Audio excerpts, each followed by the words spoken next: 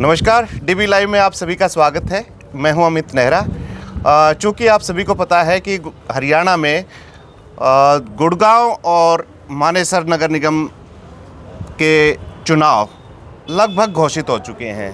पिछले दिनों मुख्यमंत्री नायब सिंह सैनी ने इसका ऐलान किया था, तो उसी कड़ी में आज हम आपकी मुलाकात करा रहे हैं कुलदीप सिंह बोहरा से। ये 27 साल की उम्र में लगभग सबसे कम उम्र के पार्षद बने थे गुरुग्राम नगर निगम में, और आज हम इनसे पूछेंगे कि इनकी भविष्य की योजनाएं क्या हैं और इन्होंने पिछले अपने कार्यकाल के दौरान क्या क्या ऐसे कार्य किए जो जनता को पता चल सके। कुलदीप जी, स्वागत है डीबी लाइव में आपका। तो थोड़ा सा बताएं कि आपकी लीगेसी क्या है, आपका जो राजनीतिक बैकग्राउंड वो क्या है। मैं 2017 में सबसे कम उम्र, लगभग सबसे कम उम्र का पार्षद अपने सदन में चुन के गया था, और गांव वजीराबाद सेक्टर 52 RD-City मेरे वार्ड के आशीर्वाद से मैं चुना गया था।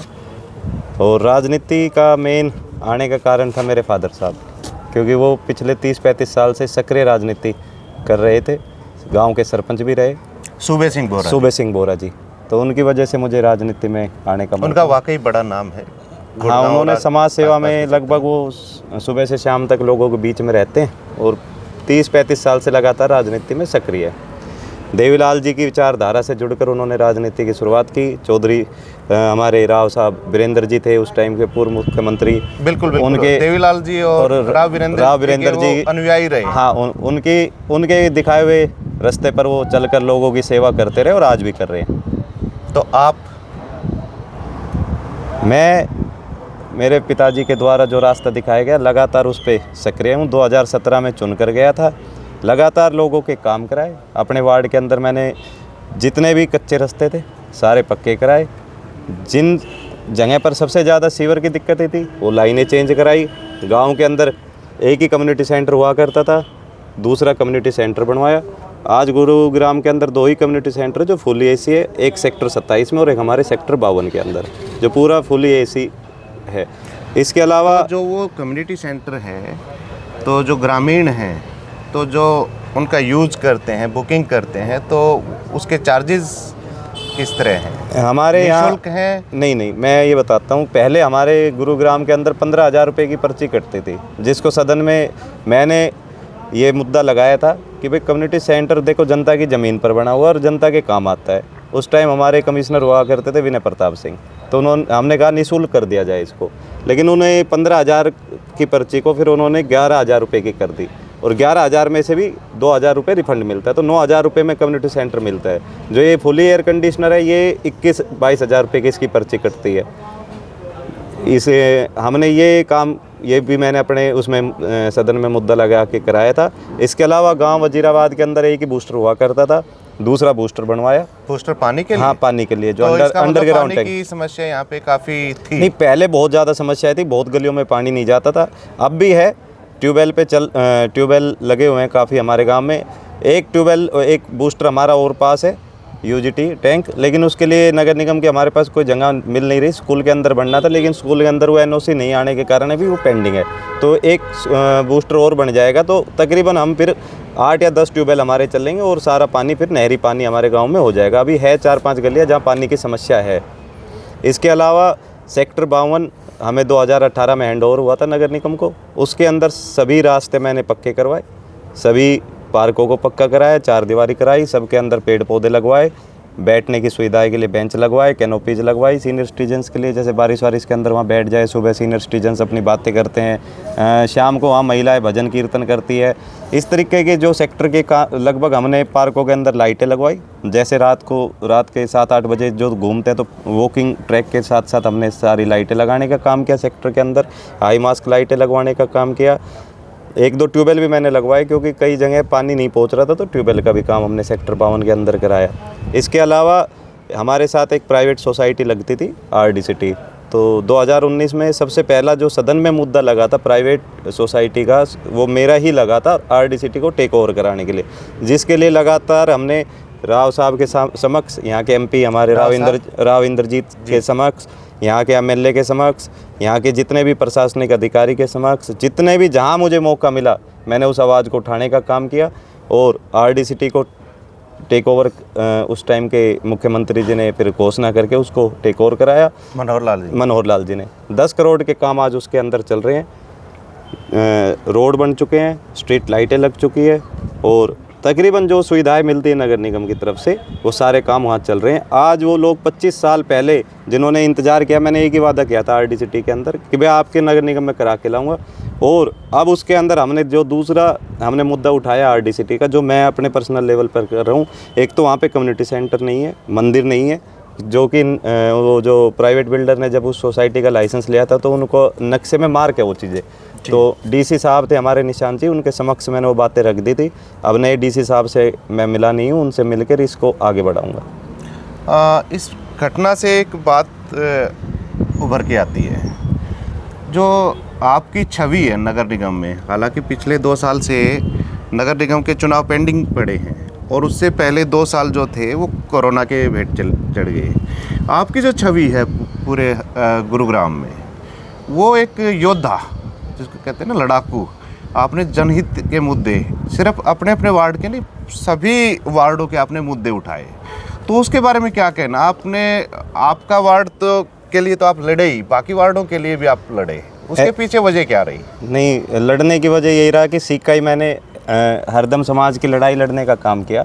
जब मैं पार्षद बन के गया था मैंने अपने वार्ड में एक बात कही थी इलेक्शन के दौरान कि भाई आप मुझे चुनो, आपकी आवाज़ मैं उठाने का काम करूँगा। सबसे पहले तो एक तो मैं आपको बता दूं, सब एक डीएलएफ कंपनी ने हमारे यहाँ एक शमशान घाट बनाना था, वो तो बड़ा लंबा आंदोलन चला था, शमशान घाट बनाना था। हुड्डा के साथ मिलकर उन्होंने वो ज़मीन वगैरह ढूंढ के हमारे गांव के पास ही उसको बनाने का उन्होंने प्रस्ताव कर लिया। बड़ा मतलब कई साल की लड़ाई थी। हम 90 दिन लगातार धरने पर बैठे, पूरे गांव हमारा वजीराबाद बैठा। आपके पिताजी तो लगातार उसमें बने रहे। हाँ, 90 दिन के अंदर जब वो लेटर आ गया वहाँ से शिफ्ट होने का, जब हम वहाँ से उठ के आए, वो काम बहुत ज़रूरी था, वरना आज गांव की पहचान बदल जाती। यहाँ पे पूरे गुड़गांव का बड़ा बुरा हाल हो जाता। पूरे गुड़गांव का आपने देखा था कोरोना के अंदर लाइनें लग गई थी। ऐसी कोई बीमारी आ जाती तो बहुत बुरा हाल हो जाता। एक तो वो, दूसरा जितने भी हमारे गांव के मेरे मतलब शहीद, देखो किसी जात का बिरादरी का नहीं होता, शहीद सबका होता है। उसके लिए चाहे मेरे पास किसी भी गांव से लोग आए, मैं उस कमेटी में था तो मैंने उसकी लड़ाई लड़ी, नाम कराने का काम किया। मेरे गांव के स्वतंत्रता सेनानी थे, उनका मैंने रोड हमारे जो आसपास गांव के लगते हैं उनका नामकरण कराया, बोर्ड लगवाए।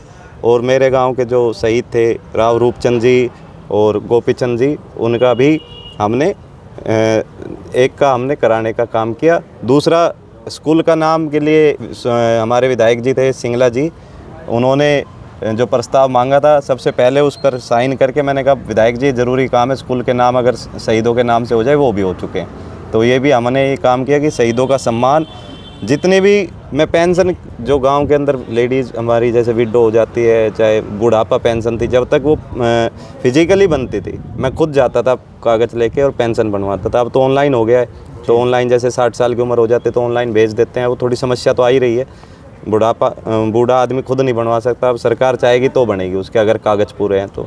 अब आप पार्षद नहीं हैं विधिवत रूप से क्योंकि हाउस भंग हो चुका है, फिर भी आप लगातार काम मैं बिल्कुल जो बिल्कुल तो मैं वो क्या आजकल क्या काम रेगुलर नगर निगम में जाता हूँ, जो भी फाइलें पेंडिंग है उनको कराता हूँ, चाहे वर्क ऑर्डर होना तो वर्क ऑर्डर के लिए, चाहे कोई काम पेंडिंग है, चाहे सीवर की समस्या। आज गुड़गांव वार्ड की तो मैं क्या बात करूँ, अब तो पूरे गुड़गांव के हाल है कि सीवरेज की इतनी भारी समस्या आ चुकी है, सीवरेज की, पानी की व्यवस्थाओं की और कूड़े करकट की। तो सबसे बड़ी समस्याएं क्या हैं आज के दिन नगर निगम के सामने? नगर निगम के अंदर ये समस्या है, जो भी यहाँ के जो हमारे अफसर है वो सीरियस नहीं लेते काम को। उसके जो पीछे मुझे वजह लगा क्या है? उसके पीछे जनप्रतिनिधियों का डंडा नहीं है उनके पीछे? नहीं, जनप्रतिनिधियों का नहीं, हमारे जैसे ऊपर जितने भी प्रशासनिक अधिकारियों के ऊपर बैठे हैं, चाहे मंत्री है चाहे मुख्यमंत्री, इनको इनके ऊपर एक्शन लेना पड़ेगा जी। अगर ये थोड़ा सा भी गलत काम करे, इनको यहाँ से बदली करके भेजना पड़ेगा तो ये सुधर सकते हैं, वरना ये समस्याओं को सीरियस नहीं लेते। मैं ये कहता हूँ अगर ये मौका दे, गुड़गांव में एक पॉलीथीन आपको रोड पे दिखाई नहीं देगी, इतनी व्यवस्था है, इतने संसाधन आज हमारे पास है। तो मौका तो आपको मेयर बनने के बाद ही मिल सकेगा इस तरह। अगर जनता ने चाहा, मेरे अपनों ने चाहा, अगर मेयर की लड़ाई मैंने लड़ी और मैं बना, तो मैं आपको ये कह सकता हूँ कि गुड़गांव के अंदर जितनी भी समस्या है, जो मेरा विजन है आपका रोड मैप क्या रहेगा? देखो, सफाई के मामले में सबसे पहले तो जो नगर निगम की बहुत सी ज़मीन स्थानीय निवासियों से बहुत दूर है, उस ज़मीन के ऊपर जो हमारा ये कूड़ा करकट जाता है, इसको हम वहाँ भेजने का काम करेंगे, वहाँ से इसको ख़त्म कराने का काम करेंगे। जो शहर से इसको दूर लेके जाएंगे। इंदौर की तर्ज पर 2 बार सफाई हम कराएंगे, एक बार सुबह, एक बार शाम को, कि जो एक रोड पे कूड़ा पड़ता हो ना सुबह पड़ पाए, पड़ते ही उठ जाए या पड़ ही ना पाए जी। और 2 टाइम सफाई होगी तो व्यवस्था में आपको सुधार दिखाई देगा। और जितने ये कर्मचारी जो मिले हुए हैं, जो ये सरकारी कोठियों पर नौकरी कर रहे हैं या किसी अफसरों के, रिटायर्ड अफसरों के घरों पर काम कर रहे हैं, इनको रोड पर काम करवाने का काम हम करेंगे। प्रॉपर व्यवस्था बनाएंगे। जहाँ पर ठेकेदारों की ज़रूरत है वहाँ ठेकेदारों से काम कराएंगे, जहाँ नगर निगम की लेबरों की ज़रूरत है वहाँ नगर निगम की लेबरों से काम कराएंगे, ताकि ठेकेदार को ये डर रहता है कि भाई अगर आपको लिख के नहीं देंगे तो आपको पेमेंट नहीं मिलेगी। वो अपनी लेबर से भी काम कराएगा और वो डर की वजह से काम भी करेगा। तो इस तरीके की व्यवस्था हम सफाई के मामले में बनाने जा रहे हैं। जितनी भी सोसाइटी हम प्लांट लगवाएंगे कि भाई सोसाइटी का कूड़ा सोसाइटी के अंदर ही, चाहे वो हॉर्टिकल्चर वेस्ट हो, चाहे वो रेगुलर वेस्ट हो, वो वहीं की वहीं डंप हो जाए, वहीं के वहीं उसका खाद बन जाए और वहाँ के पेड़ पौधों में काम आ जाए। हमारे यहाँ बढ़ता हुआ शहर है, आज आबादी कुछ है, कल और कुछ हो जाएगी, सोसाइटियाँ लगभग बन रही है। जितना भी वेस्ट होगा सोसाइटी का, सूखा गीला, वहीं की वहीं ख़त्म कर देंगे उसको। और जो गाँवों से निकलता है, शहर से जो कूड़ा निकलता है, उसको हम शहर से दूर ले जाके वहाँ प्लांट बनाएंगे। जो वहाँ का गीला और सूखा कूड़ा उसको वहीं की वहीं ख़त्म कर कर उस खाद को हम ज़मींदारों को देने का काम करेंगे सस्ते भावों पर। ये तो हमारा सफाई के लिए। सीवरेज की व्यवस्था, जितने भी हमारे गुरुग्राम में कोई आउटफॉल नहीं है सीवरेज का। सबसे पहले तो जितनी भी बड़ी लाइनों का आउटफॉल बनाएंगे। वैसे तो लाइनें डाल रखी हैं, डाल रखी है, लेकिन उसका आउटलेट कहीं नहीं है। आउटलेट कहीं नहीं है, उसको बनाने का काम करेंगे। तो ड्रेन तो डालना ना डालना एक जैसा ही है। क्या करते इन्होंने अपना कोई एसटीपी नहीं बना रखा। मैंने कई जगह देखा ये सारा सीवरेज का रोड पर छोड़ते हैं।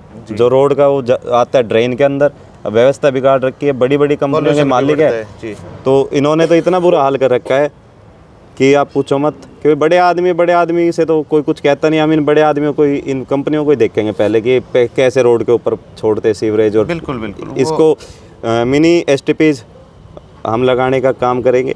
एक मेरे दिल की पीड़ा है जो मैं आपको आज कहना चाहता हूँ, शेयर करना चाहता हूँ, कि आज सोनीपत, रोहतक और हिसार के बच्चे मेहनत करते हैं, मेडल लेकर आते हैं। हमारे गुड़गांव के बच्चे मेडल नहीं ला पा रहे।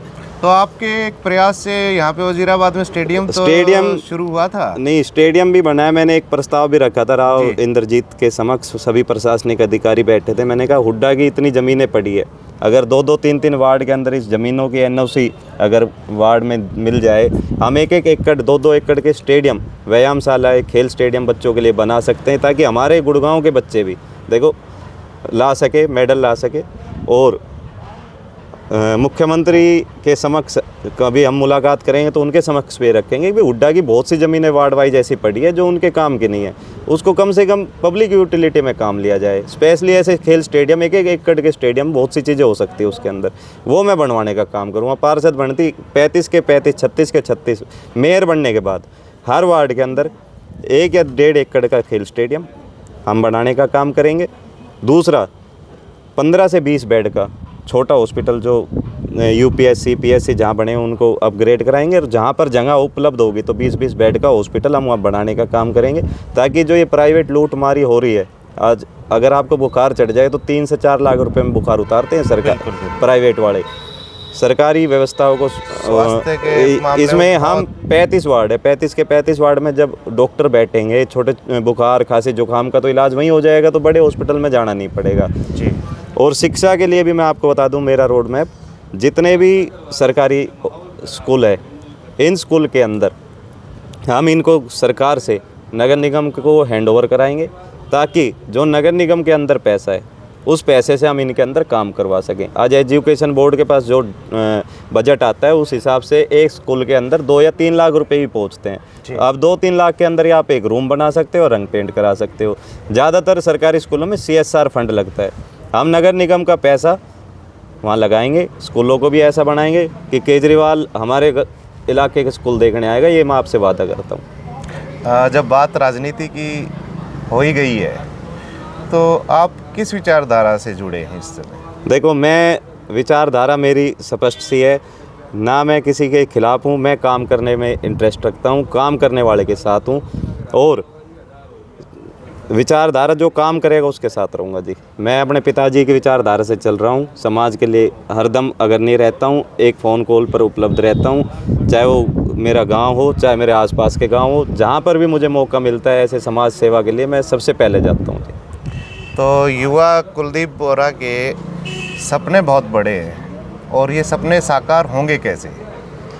सपने साकार होंगे देखे हैं जी, अब इलेक्शन लड़ेंगे जी। और जनता के बीच में अपना रोड मैप लेकर जाएंगे, अपने विजन लेकर जाएंगे और जनता भी काम करने वाले को बनाती है। हमने लगातार काम करने की आवाज़ उठाई और जनता ने देखा भी है, मेरे अपने लोगों ने सभी ने देखा भी है।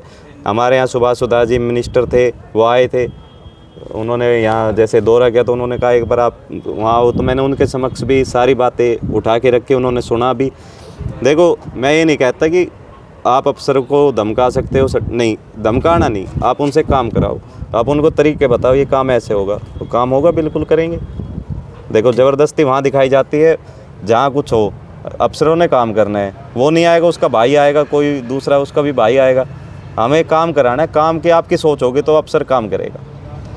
ये मैंने महसूस किया जब सदन था 2017 से और जब तक वो चला 5 साल, तो 2 ही व्यक्ति मुखर थे, 2 ही पार्षद। एक तो RS राठी जो कोरोना के समय चले गए हमारे बीच से, बड़ा वो एक दुखद अध्याय रहा गुड़गांव के लिए, और दूसरे थे आप।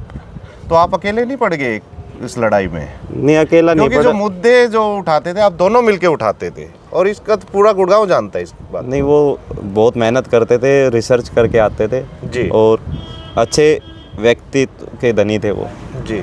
चलो वो भगवान को प्रिय हो गए तो अब क्या कर सकते हैं, अकेले नहीं पड़े, और भी पार्षद हमारे साथ रहते थे। लेकिन कहीं ना कहीं कमी रही कि 2 साल कोरोना जो आया उससे हम कमज़ोर पड़ गए कि हम बहुत सा काम नहीं कर पाए। फिर अब 2 साल से सरकार ने इलेक्शन ना करा के और हमारी छवि धूमिल कर दी, अब सदन की आवाज़ नहीं उठा पाते। अब हम दफ्तरों में जाते हैं मिलने, लेकिन अब अफसर सीरियस नहीं लेते, बोला क्या हो क्योंकि जाएगा, उनके पीछे कोई है नहीं जनप्रतिनिधि। बोला क्या कर लेंगे इससे ज़्यादा। मैं अभी कमिश्नर साहब से भी ये कह के आया था, मैंने कहा सर आप आए हो नए हो, अफसरों को आप समझ इनको फील्ड पे रखो, ये काम करेंगे, सफाई की व्यवस्था ख़राब है। थोड़ा सा सीरियस लिया उन्होंने, लेकिन अभी हालत थोड़ी सी ख़राब है। तो मैं तो ये चाहता हूँ कि जल्दी इलेक्शन हो, मेयर बने और शहर को हम चमकाने का काम करें, और मेयर बनने के 2 या 3 महीने बाद आपसे मुलाकात करें और आप हमारे को बताओ कि हाँ आपने काम किया नहीं किया, शुरुआत हुई या नहीं हुई। तो गुरुग्राम की जनता के नाम आपका संदेश क्या है? मैं तो यही चाहता हूँ कि ऐसे व्यक्ति को बनाए जो आपको जानता हो, आप उसको जानते हो, ईजी टू अप्रोच हो, फ़ोन पे आपके काम हो जाए और आपके वो काम कर सकें। देखो कोई भी व्यक्ति हुआ झूठ बोलेगा, आपको बहकाएगा, मैं ये कर दूंगा वो कर दूंगा, नहीं। जिसने काम किया उसको चुनो, जो काम कर सकता है उसको चुनो और आपके बीच में रहने वाले को चुनो।